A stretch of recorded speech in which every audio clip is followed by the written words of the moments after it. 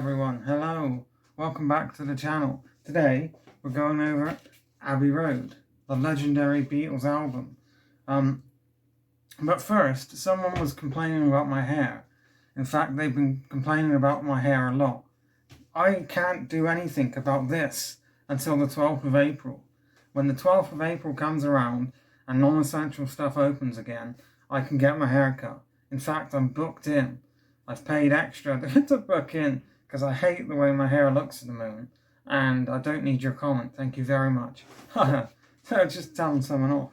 And then when the non-essential stuff does open, I will be buying records again. In fact, I'm not on the day, I'm not that desperate, but at least after a week of it being open, hopefully things have died down. You know, there's going to be a mad rush of shoppers. And then I'm going to go and treat myself to some records. I want to get Twisted Sister's Stay Hungry. Hopefully I'll find that. Anyway, completely off topic.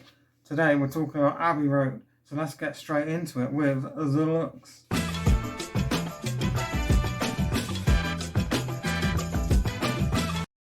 I've got two albums to show you today. Obviously this one I'm holding. And I've got the 2020 mix one on a picture disc record. Now, it's falling out wrong way. Now this is, again, you may remember from my Sgt. Pepper's video, I'd only advise you buy this if you've already got the 2009 reissue.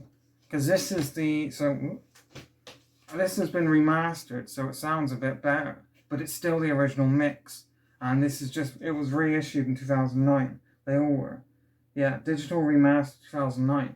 Whereas this is a new mix that's supposed to sound different, and it does, which we'll talk about in the song section.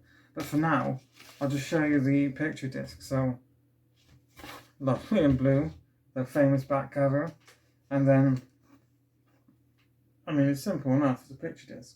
We get that in the light for you, there you go, and the back cover. I won't go over the same stuff again, but this is so much better quality. Like the 2009 reissue Beatles stuff are so much better than the stuff they come out with over the past few years.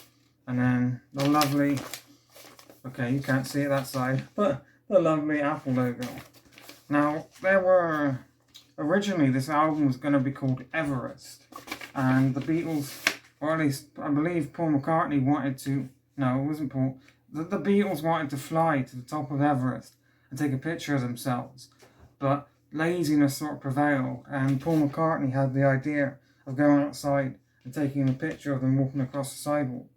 Now, it's crazy to think that such a simple idea and such a simple album cover, I mean, if you look at that, there's nothing really special about that. That happens all the time everywhere, but it becomes so iconic and has been redone, mocked, covered, you know what I mean, all the time. There's millions of different people who have done, I've seen a Doctor Who one, there's a Simpsons one. This is just so iconic. And I love the way for some reason Paul's barefoot, but George's double denim as well is brilliant. Let's talk about the songs.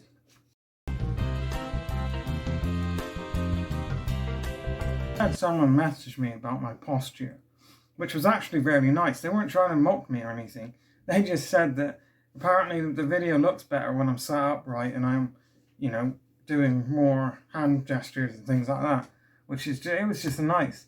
So anyway, the music on this album, the story doesn't start with this album.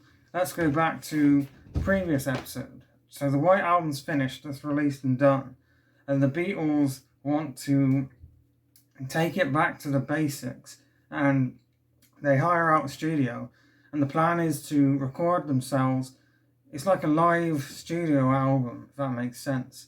And these are the Get Back sessions, and they would just record it sound like a live album, but they're in the studio. That was the idea, but it wasn't coming together.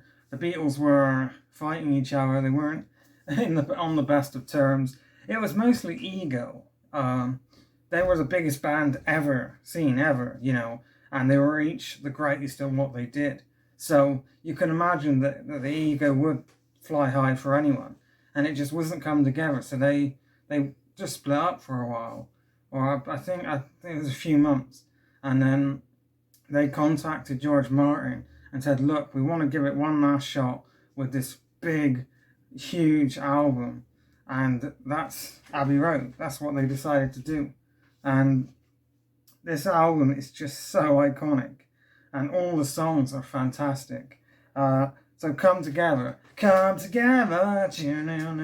right now is just brilliant.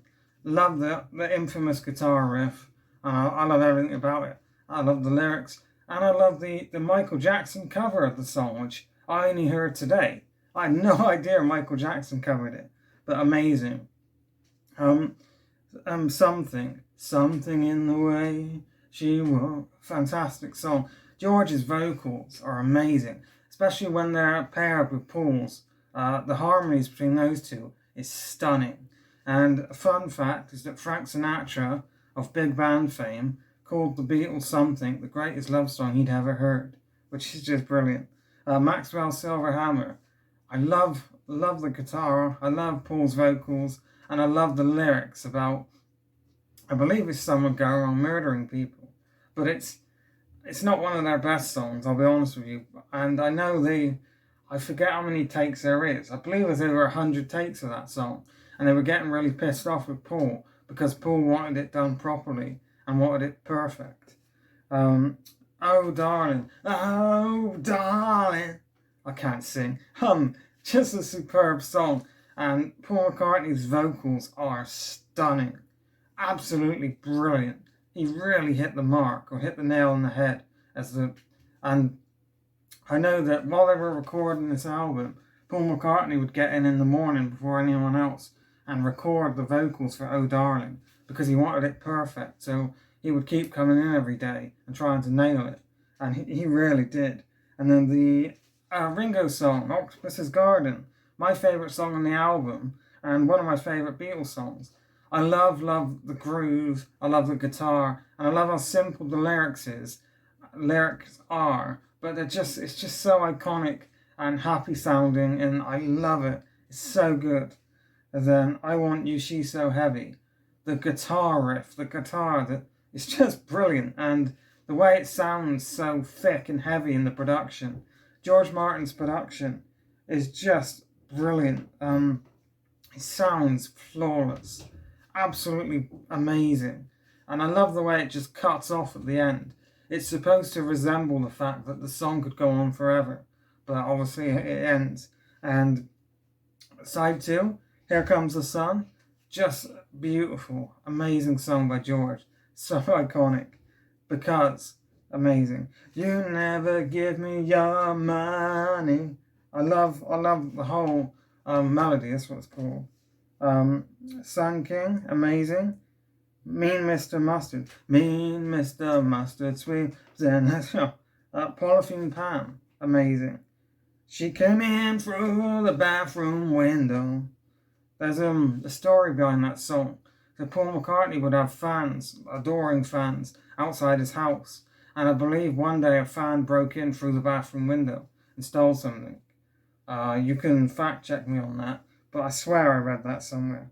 That Golden Slumbers is just brilliant, and Paul McCartney's vocals are stunning. Carry That Weight. I love the vocal harmonies on that song. The way they sing it, it's just brilliant. And you can tell it's one of their swan songs, as well as the end. Just fantastic. And the end, the last Beatles song, it's just brilliant. And the way they all have their own little solos on it is superb. And I can't believe, originally Ringo didn't want to do a solo, but they sort of made him do it. And then the hidden track, the first hidden track ever on an album, Her Majesty. I believe Her Majesty was supposed to go in after Polythene Pam, or it might have been before, and they didn't think it worked, which I sort of agree with. So the sound engineer, or whoever was in charge of that, moved it to the end of the album, and they were going to cut it off, so it was just gone. But I believe they forgot to do it or something, and then it sort of worked as like a hidden track, and the Beatles decided to keep it there. or you can fact check me on that too. But the songs are just stunning. Now I'll talk quickly about the 2020 mixes. The difference, it sounds a lot more clearer and crisper, and a lot of the backing vocals and backing instrumentation sounds a lot better. But it's not as good. I wouldn't choose the 2020 mix over the original one. And I know that's not the point, but the only song I think that benefited from it was Here Comes the Sun. The synths on that song, or is it a mellotron? No, it might be a mellotron. It sounds so much better, but that's just me. Anyway, in conclusion,